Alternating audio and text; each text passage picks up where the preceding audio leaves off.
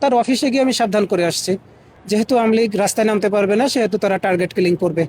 আর আমার সোর্স কেউ কেউ বলতেছে যে তাকে গ্রেপ্তার করা হোক, তাকে গ্রেপ্তার করলে জানা যাবে যে আসলে সেই সোর্সগুলো কই পায়। আমি পুলিশ ছিলাম, আমি আপনাদের এখানে র্যাব 10-এ দীর্ঘদিন এসএফে চাকরি করছি, আমার সোর্স আছে, আমি জানি। আমার প্রশ্ন হলো, আপনার এতগুলো পুলিশ কেন জানে না?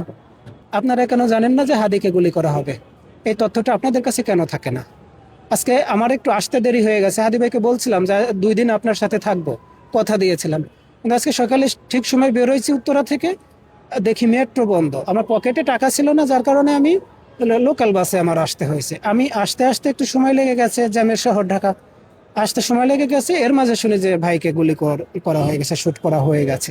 তা যতগুলো ফ্যাসিস্টের দোসর আছে, অল্প কিছু আগাচ্ছে, এই আগাছাকে ফু দিলে উড়ে যাবে, ইনশাল্লাহ উড়ে যাবে। আল্লাহ যদি আমাকে বাঁচিয়ে রাখে, আল্লাহ যদি হাদি ভাইকে বাঁচিয়ে রাখে, এই জুলাইয়ের এই অগ্র সৈনিক যারা আছে এদেরকে বাঁচিয়ে রাখে, ইনশাল্লাহ আপনাদের মাধ্যমে কথা দিলাম এই আগাছাগুলো তুলে ফেলবো ইনশাল্লাহ।